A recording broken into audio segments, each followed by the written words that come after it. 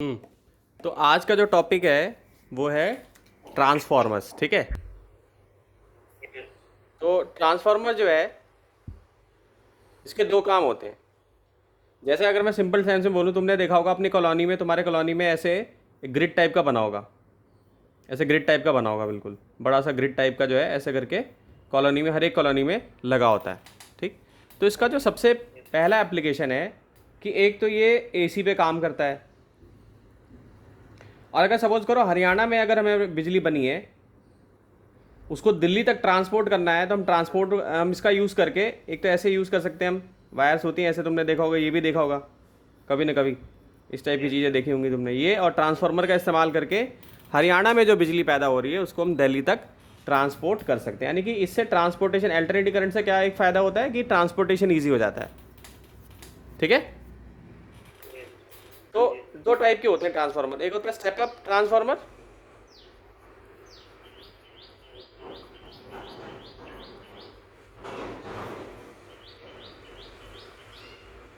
और एक होता है स्टेप डाउन ट्रांसफार्मर। ठीक है।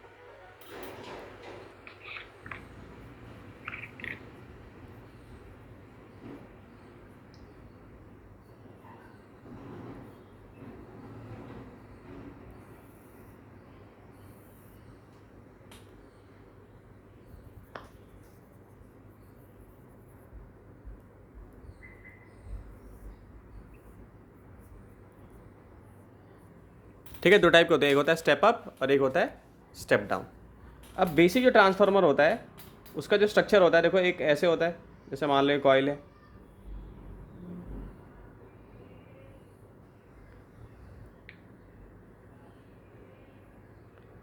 ठीक है, यूं होता है ऐसे करके।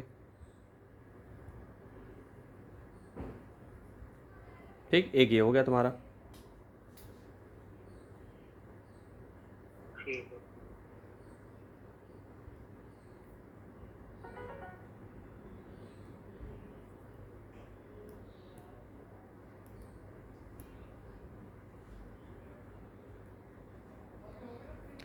ठीक है। तो अब जैसे देखो यहाँ गिनो, 1 2 3 4 है। और मान लो यहाँ पे क्या कर दिया मैंने, 1 2 3 4 5 6। ठीक है, यहाँ पे कितना हो गया? ये हो गया।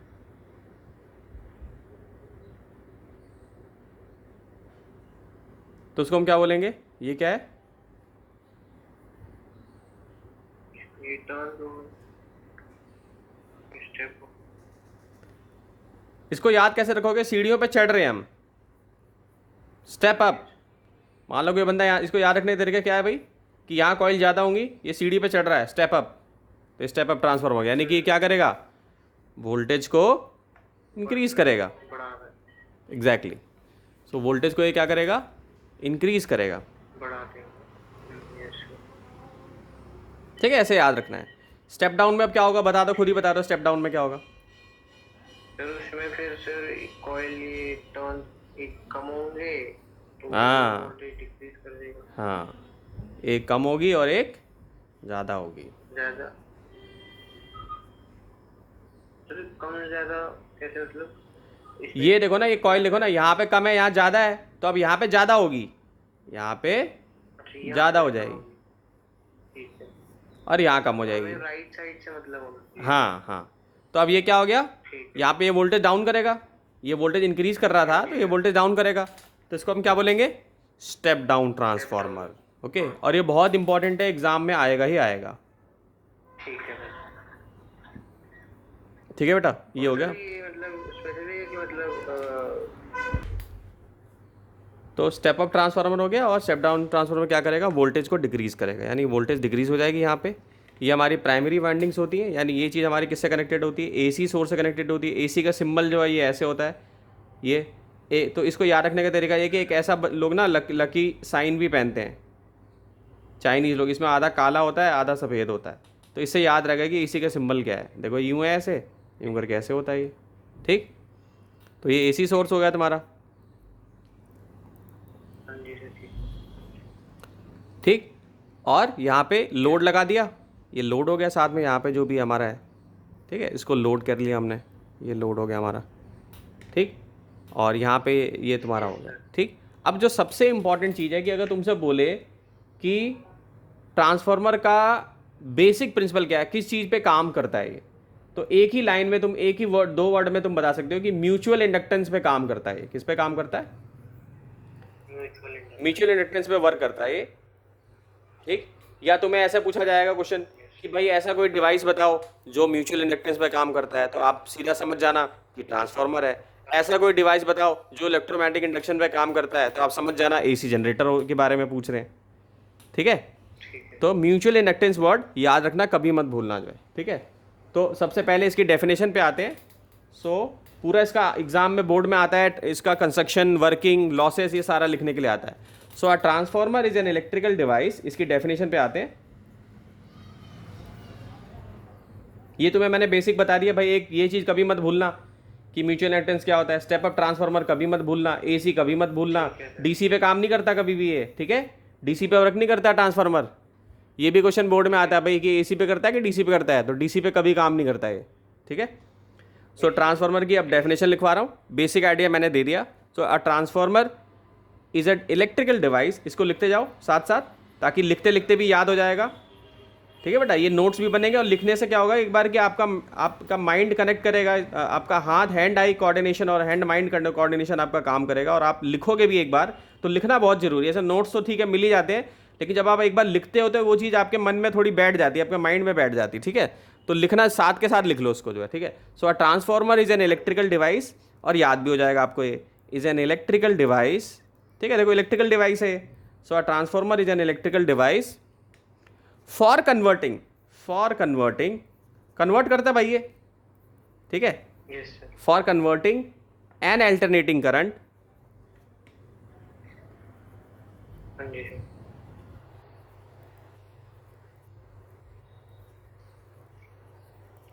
for converting an alternating current at low voltage,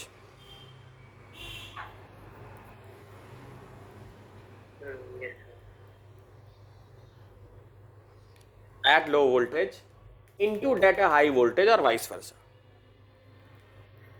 Low voltage into that at high voltage,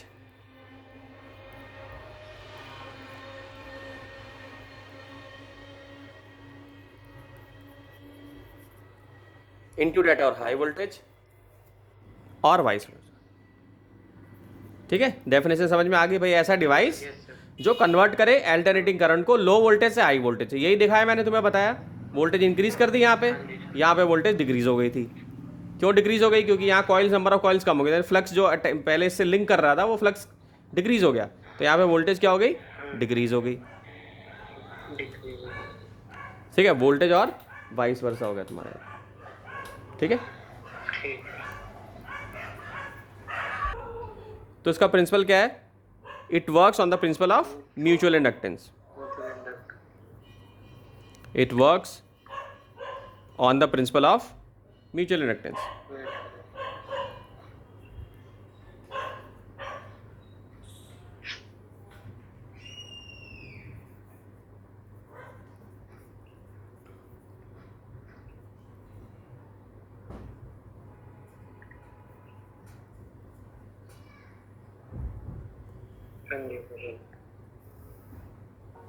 ठीक है। It works on the principle of mutual inductance, ठीक है। ये सबको याद रखना है।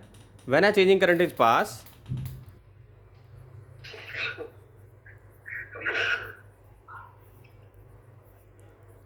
when a changing current is passed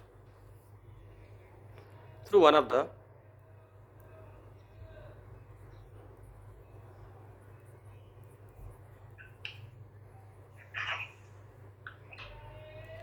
two inductively coupled coils,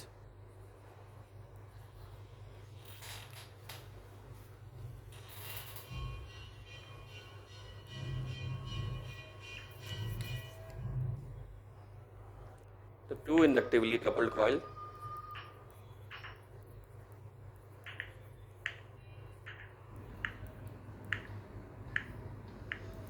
ठीक है, inductively coupled coils and induced EMF is set up in the other coil,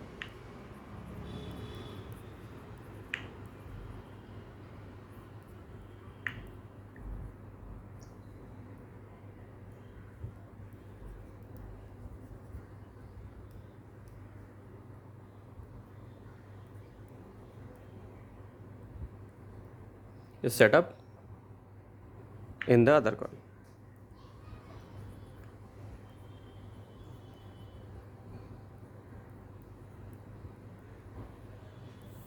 ठीक है, ये इसका प्रिंसिपल हो गया। ठीक, अब दो टाइप के होते हैं, एक होता है कोर टाइप। ट्रांसफार्मर के भी टाइप्स होते हैं, 2 टाइप्स के होते हैं। लिखते जा रहे हो ना इसको, yes sir. कोर टाइप और शेल टाइप। एक होता है कोर टाइप,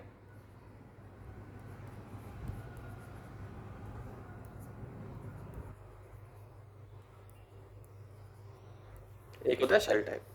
ठीक है, तो कोर टाइप और शेल टाइप का डायग्राम कैसे बनाओगे? कोर टाइप ये वाला हो गया,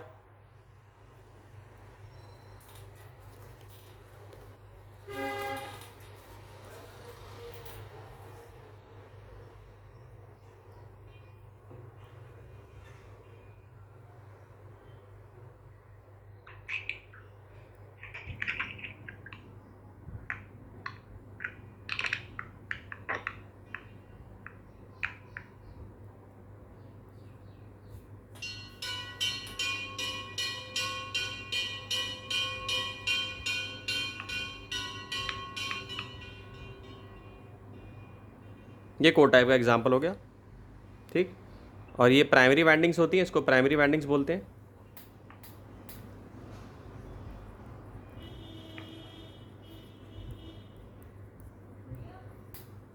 ये सेकेंडरी।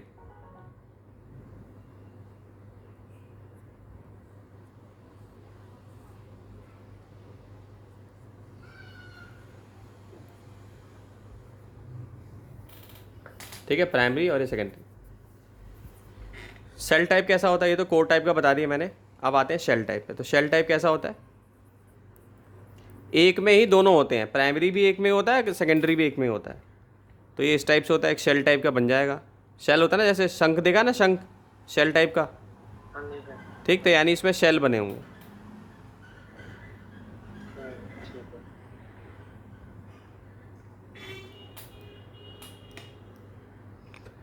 तो एक यहाँ पे ऐसे लपेटी होगी,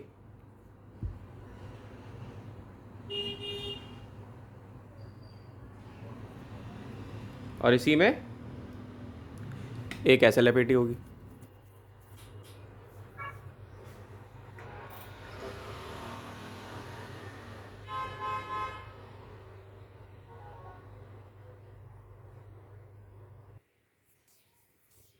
क्लियर है? ये दूसरी ऐसे लपेटी होगी।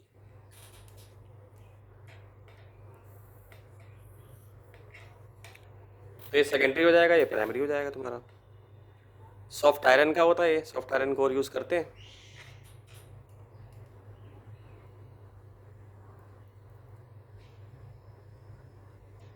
ये प्राइमरी हो जाएगा, सेकेंडरी हो जाएगा। सर ये जो बॉक्स है मतलब ये जो ये पूरा उसको मतलब सॉफ्ट आयरन से होता है.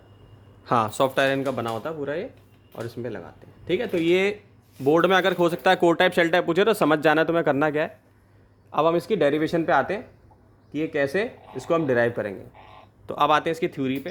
अच्छे से इसको समझ जाओ, क्योंकि ये 4-5 नंबर में तुम्हारा जरूर आएगा। तो न्यूमेरिकल आएगा 2.5 नंबर का, 2.5 नंबर की थ्योरी लिखने को आएगी। तो ये सारा जैसे मैंने अब लिखवाया है पूरा एग्जैक्ट छाप देना। ठीक है, स्टेप अप बताना। अगर 5 नंबर में आएगा तो ये भी बताओगे कि देखो 2 टाइप के होते हैं, स्टेप अप होता है, स्टेप डाउन होता है। ठीक, और फिर ये सारा भी बताओगे, कोर टाइप होता है, शेल टाइप। अब आते हैं इसकी थ्योरी पे कि काम कैसे करता है। ओके. सो सपोज करो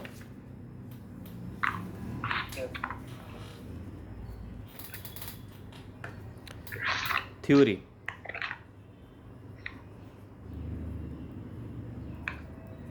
एंड वर्किंग कैसे काम करता है वो हम डिराइव करेंगे। So when an alternating voltage apply to the primary, when an alternating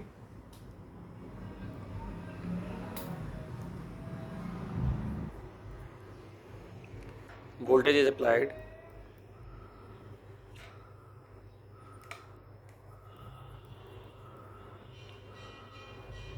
to the primary,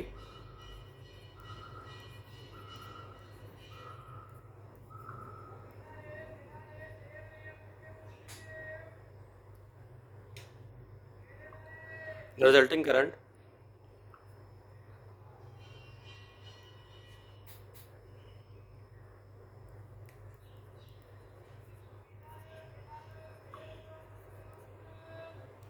current produced in alternating magnetic flux. The resulting current produces an alternating magnetic flux.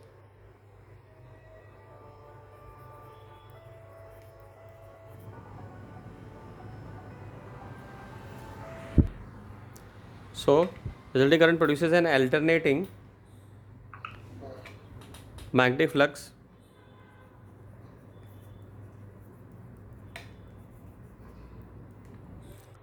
which links the secondary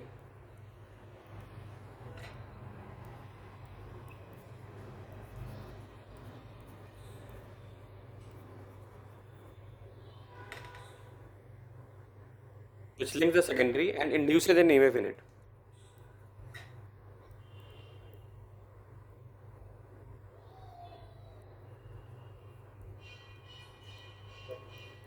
मतलब ये है कि जब आप यहाँ primary में यहाँ पे आप एसी सोर्स लगाओगे, एसी सोर्स यहाँ पे कनेक्ट करोगे तो फ्लक्स जो चेंज होगा तो वो इसको लिंक करेगा, ठीक है। तो जब इसमें यहाँ पास होगा प्राइमरी के साथ तो ये लिंक करेगा सेकेंडरी के साथ, ठीक है। यही इसका मतलब है जो लाइन मैंने लिखवाई है, और ईएमएफ इंड्यूस कर देगा ये, ठीक है। तो ये जो ईएमएफ की वैल्यू है किस पे डिपेंड करेगी, एक तो नंबर ऑफ टर्न्स पे, समझ गए। तो हम एक चीज़ मान के चलेंगे कि यहाँ पे आइडियल वैसे दुनिया में कोई आइडियल ट्रांसफार्मर होता नहीं है, लेकिन हम ये मानेंगे क्योंकि हम डेरिवेशन कर रहे हैं, डिराइव कर रहे हैं, तो हम ये मानेंगे कि आइडियल ट्रांसफार्मर ही हमने माना है, ठीक है। सो आइडियल ट्रांसफार्मर की क्या क्या खासियत है, उसका रेजिस्टेंस नेग्लेजिबल है, जबकि ऐसा नहीं होता, और फ्लक्स इन जो कोर का जो प्राइमरी सेकेंडरी का लिंक कर रहा है उसमें नेग्लेजिबल रेजिस्टेंस है, ठीक है। हाँ, तो ईएमएफ इसमें यहाँ पे एक पॉइंट लिख लो, value of EMF depends on value of EMF, इस पे क्वेश्चन आ सकता है, depends on number of turn.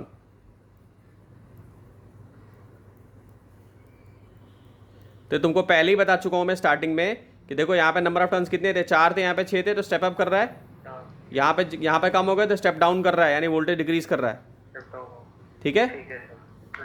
Clear है, तो ये पॉइंट हो गया। अब इसमें और आइडियल ट्रांसफार्मर का मैं इसमें नहीं लिख रहा हूं, let phi be the flux in each turn,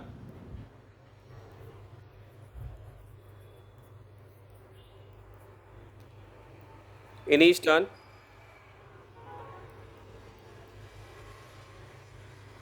in the core at time t,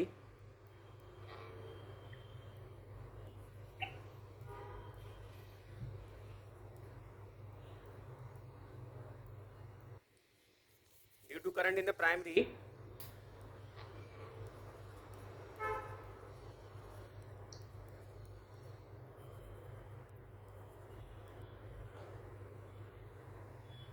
when a voltage Vp is applied,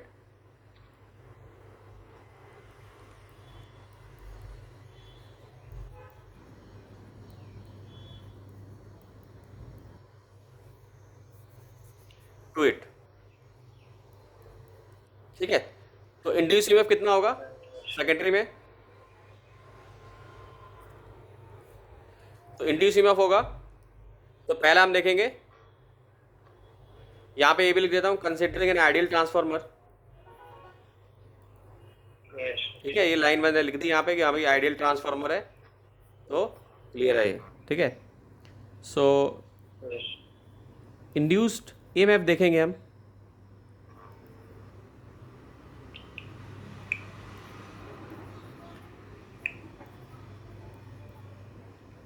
या वोल्टेज देखेंगे,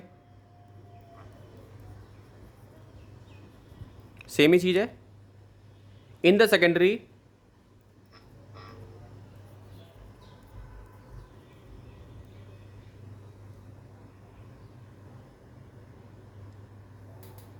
with ns turns, so ES equal to क्या हो जाएगा,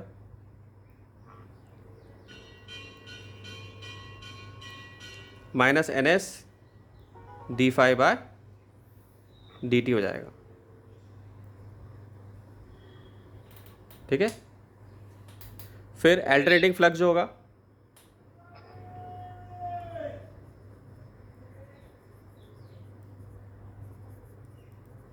ये फॉर्मूला हमने पढ़ा था ईएमएफ का, E equal to minus N D phi D. तो सेकेंडरी का हम देख रहे हैं तो सेकेंडरी का लिख लिया। तो अल्टरनेटिंग फ्लक्स जो प्राइमरी में होगा, यानी सेकेंडरी की वजह से प्राइमरी में जो होगा, ठीक है, और प्राइमरी की वजह से जो सेकेंडरी में होता है, अल्टरनेटिंग का भी ऐसे इसका निकालेंगे, फ्लक्स जो चेंज हो रहा है, phi also induce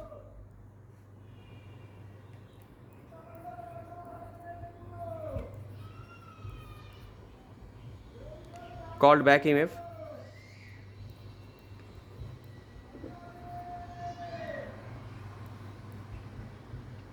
in the primary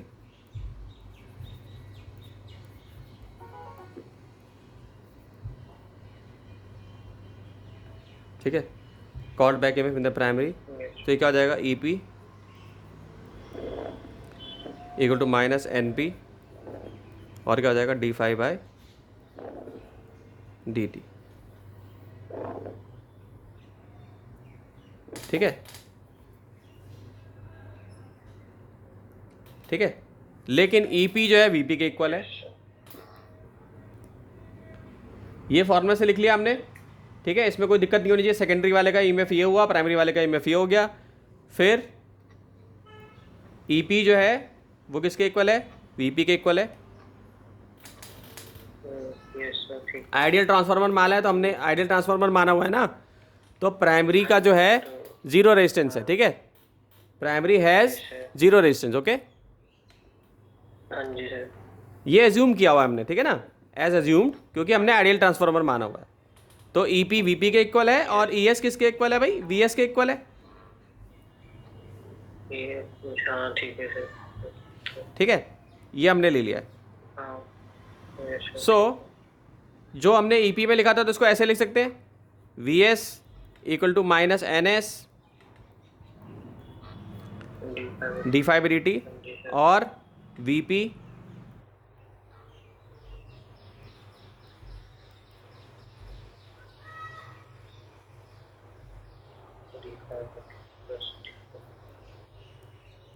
ये ले सकते हैं। ठीक है,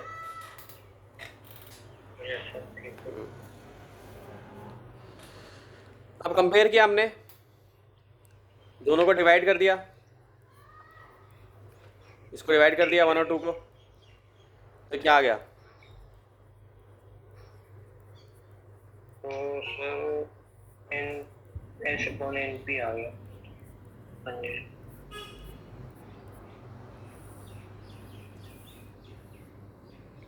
ठीक है, ये बन गया हमारा, ये इक्वेशन बन गई। यानी यहाँ पे क्या आ गया, यानी अगर सेकेंडरी की वोल्टेज निकालनी हो या प्राइमरी की वोल्टेज निकालनी हो या सेकेंडरी टर्न्स निकालने हो या प्राइमरी टर्न्स निकालने हो, एक अगर इसमें कोई अननोन होगा और 3 पता होंगे तो इजीली आप निकाल सकते हो। ठीक है, हाँ। सो 3 एजम्पशन इसमें ली गई हैं। Primary resistance current are small. ठीक है, 3 एजम्पशन क्या लिया है, सबसे पहले 3 एजम्पशन जो ली गई हैं। नंबर 1 कि जो प्राइमरी रेजिस्टेंस और करंट है स्मॉल है। पहला, जो प्राइमरी करंट है, सॉरी प्राइमरी करंट और प्राइमरी रेजिस्टेंस ये दोनों जो है स्मॉल माना है हमने। प्राइमरी करंट जो है और एजम्पशन के बिना फिर हम नहीं कर सकते इसको। ठीक है, primary current and resistance small.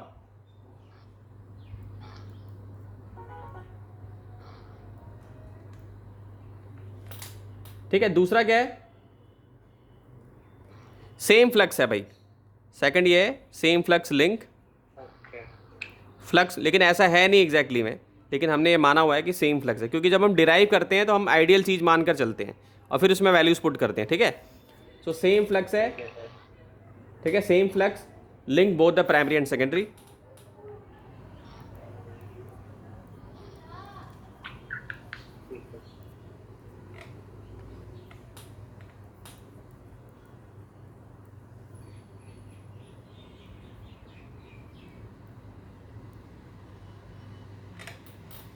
ठीक है, सेम फ्लक्स है link both the primary and the secondary.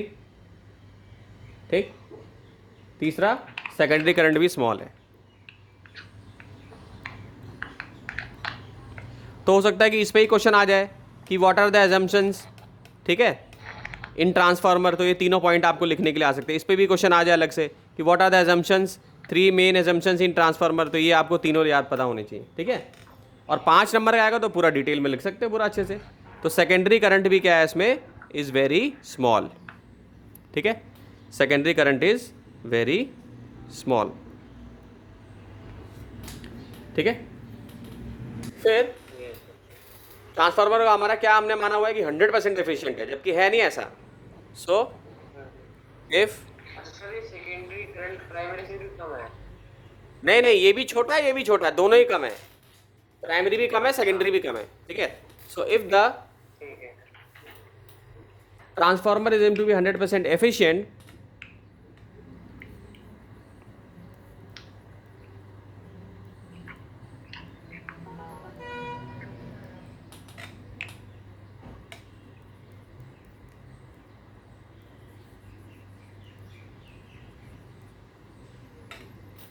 ठीक है। Yes.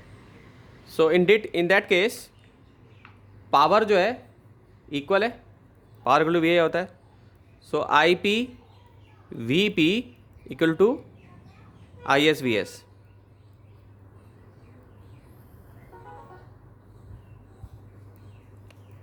I P V P equal to क्या हो जाएगा, आई एस वी एस हो जाएगा, ठीक है भाई। तो अब यहाँ से एक रिलेशन निकाल सकते हैं, we S upon V P किसके इक्वल होगा, यहाँ पे आई पी अपॉन आई एस के इक्वल होगा, हाँ जी सर, ठीक। ठीक है। तो अब ये जो आया है,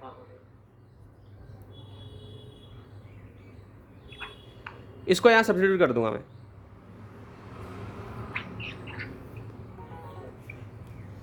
तो ये किसके इक्वल हो जाएगा, V S upon V P equal to N S upon N P equal to I P upon I S. तो ये डेरिवेशन हो गई, Yes, ठीक। ठीक है। Yes, sir, ठीक है। अब इसको याद कैसे रखोगे, देखो यहाँ पे क्या है, सीनियर सुपरिटेंडेंट ऑफ पुलिस, देख रहे हो। और नीचे क्या है, नीचे कैसे बना सकते हो, नीचे 2 बार पीपी आ रहा है और 1 बार एस आ रहा है। तो इससे तुम्हें अगर मान लो कभी भूलते हो तो ये याद रखना बस, ये ऊपर वाला कि सीनियर सुपरिटेंडेंट, यानी कि ये हो गया तुम्हारा। और क्या रखना, वी एन आई, ठीक है। और ये एस एस पी। अब इसकी कोई भी ट्रिक बना के तुम याद रख सकते हो कि ये कैसे होगा जो है, क्योंकि फाइनल ये रिजल्ट पता होना चाहिए ना। मान लो इसमें एक अननोन तुम्हारे को देगा तो उसको तुम निकाल सकते हो, ठीक है। तो ये रेशियो जो है इसको ट्रांसफार्मर रेशियो भी कहा जाता है, इसका दूसरा नाम क्या है, ट्रांसफार्मर रेशियो, ठीक है। क्योंकि रेशियोज है तो इसका दूसरा नाम क्या बोल सकते हैं हम, ये ट्रांसफॉर्मेशन रेशियो है। यानी आउटपुट जो N2 ये वाली जो चीज़ है, इसको ट्रांसफार्मर रेशियो भी हम कह सकते हैं, ठीक है। सो या ट्रांसफॉर्मेशन रेशियो भी कह सकते हैं, ठीक है।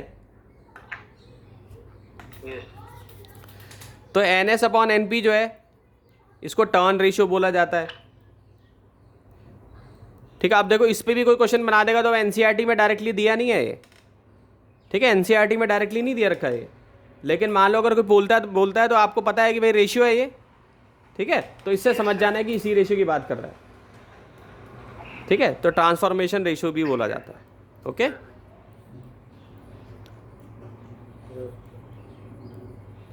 तो नाम बदल के क्वेश्चन पूछा जा सकता है आपसे, ठीक है। ये हो गया, तो ये आपका डिराइव हो गया। अब आते हैं कि एफिशिएंसी कैसे निकालोगे, एफिशिएंसी ट्रांसफार्मर की कैसे निकालोगे।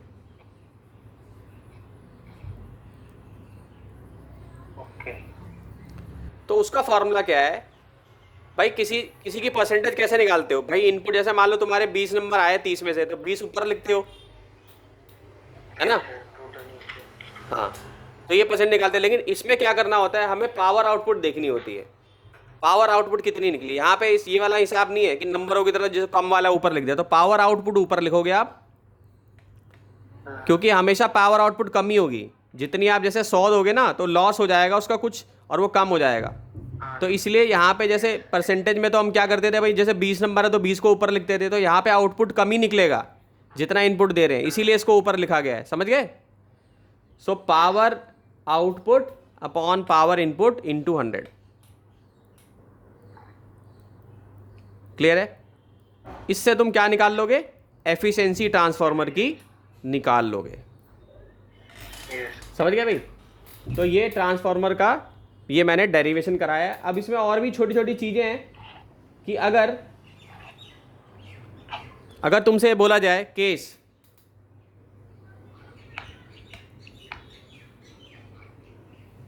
ठीक है, केस लिख जाओ। पहला केस क्या है इसमें कि सपोज करो कि नंबर ऑफ सेकेंडरी बड़ी है नंबर ऑफ प्राइमरी से, तो बताओ क्या होगा। यहाँ डायग्राम में बताया था मैंने, नंबर ऑफ सेकेंडरी अगर बड़ा होगा, जैसे ये क्या है तुम्हारा, ये प्राइमरी सेकेंडरी तो है सेकेंडरी ये बड़ा होगा तो सर वोल्टेज बढ़ जाएगी। ध्यान से, ये प्राइमरी है ये सेकेंडरी है। हाँ सेकेंडरी होगा तो क्या होगा, वोल्टेज तो वोल्टेज बढ़ एग्जैक्टली तो यानी कि स्टेप अप ट्रांसफार्मर हो गया। ठीक है, सो इफ सो वोल्टेज बढ़ेगी, सो वोल्टेज ऑफ सेकेंडरी हमेशा ज़्यादा होगी प्राइमरी से, तो इसको हम क्या बोलेंगे, this type of arrangement is step up transformer. Okay, yes sir.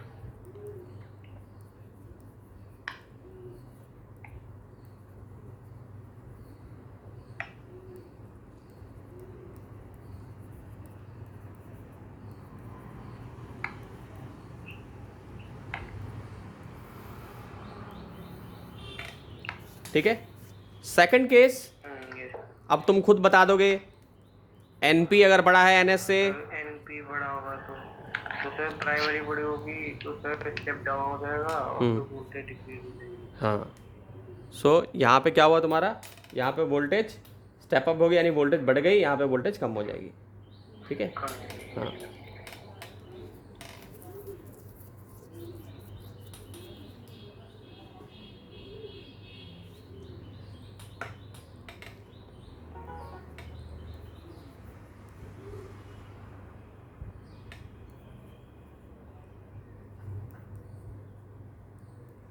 और वोल्टेज डिक्रीज हो जाएगी।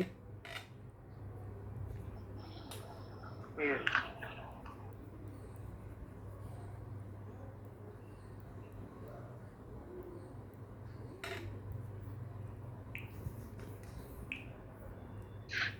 यस ठीक है, अब आते हैं कि इसमें लॉस कौन कौन से होते हैं। भाई ट्रांसफार्मर में एनर्जी लॉसेस भी होते हैं, सो टाइप्स ऑफ लॉसेस, इस पर भी अलग से क्वेश्चन आ सकता है। इन सब पे टुकड़ों टुकड़ों करके तुमसे क्वेश्चन पूछा जा सकता है कि भाई कभी तुमसे पूछेगा कि लॉस बताओ, कभी तुमसे बोलेगा कि ये बता दो स्टेप अप क्या है, स्टेप डाउन ट्रांसफार्मर क्या है। ठीक है, सो types of yes sir. Transformer,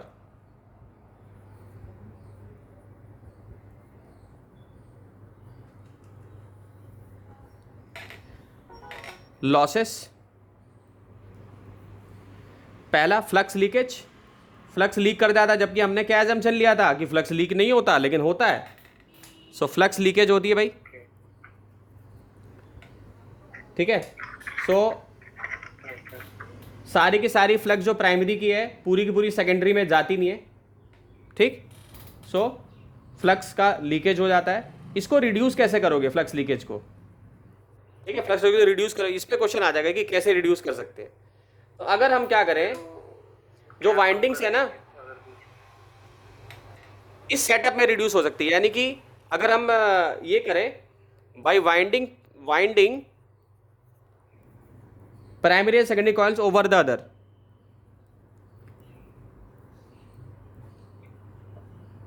shell वाला। Yes exactly. ठीक है मतलब अगर हम ये वाले सेटअप में लगाएं, तो ज़्यादा एफिशिएंट फ्लक्स लिंकेज होगी और लॉस हमारा कम होगा। ठीक है बेटा। ठीक है दूसरा, रेजिस्टेंस ऑफ द वाइंडिंग। ठीक है, बहुत डिटेल में इसको नहीं करा रहा हूं मैं, तो ये एनसीईआरटी का ही है, बस समझाना मेरा काम है। याद तो आप लोग करोगे, अच्छी तरीके से समझा दूंगा कैसे लिंक है, तो इजीली आप लोग इसको लिख के आ जाओगे। तो रेजिस्टेंस ऑफ द वाइंडिंग तो आपको सबको पता है कि रेजिस्टेंस से क्या होता है। रेजिस्टेंस से क्या होता है, heating effect of current heating effect बढ़ जाएगा। होता है ना, 10th क्लास से पढ़ते आ रहे हो, H = I²RT। तो रेजिस्टेंस से क्या होता है, हीटिंग होती है। हीटिंग से क्या होता है, फूक जाता है। ठीक है, तो ये वाले से भी लॉस होगा। हाँ, तो इसको कैसे रिड्यूस करोगे, इसको कैसे यूज करोगे, थिक वायर यूज करके। क्यों ऐसा क्यों कर रहे हैं? ऐसे करने से क्या हो जाएगा? क्योंकि आर जो होता है डायरेक्टली पर, ये आर किसके साथ रिलेटेड होता है? ए से होता है ना। अगर एरिया बढ़ा दोगे तो रेजिस्टेंस कम हो जाएगा ना। हाँ, तो ऐसे आप रिड्यूस कर सकते हो इसको। ठीक है, इसको इक्वल कर देता हूँ, समझ रहे हो? सारी चीज़ें कनेक्टेड हैं आपस में। सो आर इक्वल टू, तो एरिया बढ़ाया आपने तो आर इन्वर्सली प्रोपोर्शनल है एरिया से, इसीलिए थिक वायर अगर हम यूज़ करेंगे तो रेजिस्टेंस कम हो जाएगी, हीटिंग डिक्रीज हो जाएगी। ठीक है, ठीक है। थर्ड, एनसीईआरटी में 4 पॉइंट है, उसको अच्छे से पूरा याद कर लोगे। मेरा काम समझाना है, मैं समझा दूंगा। एडी करंट भी होता है, तो एडी करंट से भी क्या होता है? हीटिंग इफेक्ट क्रिएट होता है। एडी करंट से भी क्या क्रिएट होता है? हीटिंग क्रिएट होता है। तो हीटिंग कैसे कट कर सकते हो आप? तो मैंने तुम्हें जब ये वाला एग्जांपल बताया था, यस, कटिंग करके, यानी जैसे मान लो ये ऐसे मूव कर रहा है, यहाँ से यहाँ तक मूव कर रहा है ऐसे, तो इसकी अगर कटिंग कर देंगे हम, यहाँ से यूँ कटिंग कर देंगे, हाँ, तो इससे भी कम हो जाएगा। ठीक है, तो या तो कटिंग करके और दूसरा लैमिनेशन लगा के। ठीक है, लैमिनेटेड कोर, यानी जैसे होता है ना शीट पे हम क्या करते हैं, जैसे तुमने देखा होगा बाइंडिंग करते हैं तो उसके ऊपर शीट चढ़ा देते हैं, ना, उसके ऊपर शीट चढ़ा देते हैं, ऐसे तो सेफ रहता है। मोबाइल पे भी कवर चढ़ा देते हैं तो ख़राब नहीं होता हमारा मोबाइल, है ना बेटा। और चौथा जो है हिस्टेरेसिस लॉस है। ठीक है, अब हिस्टेरेसिस लॉस क्या है, इसका मतलब क्या है? तो इसके ऊपर पूरा एक ग्राफ है, हिस्टेरेसिस ग्राफ बोलते हैं उसको।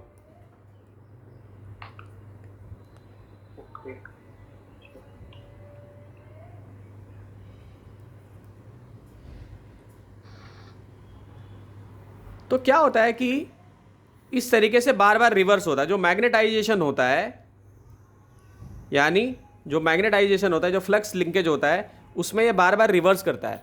कभी ऐसे जाता है, कभी ऐसे जाता है, कभी ऐसे जाता है, कभी ऐसे जाता है। ठीक है, तो जाने से क्या होता है? फिर से हीट प्रोड्यूस होती है इसकी वजह से।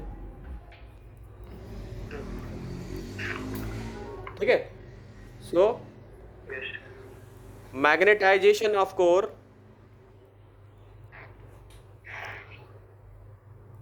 repeatedly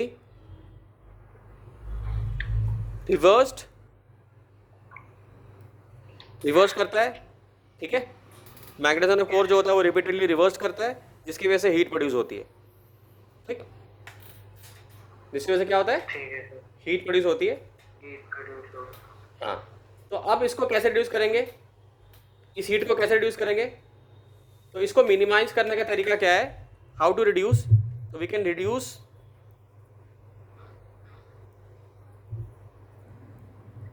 by using a magnetic material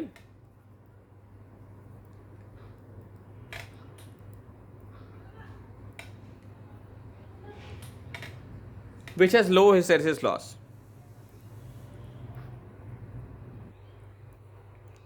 Low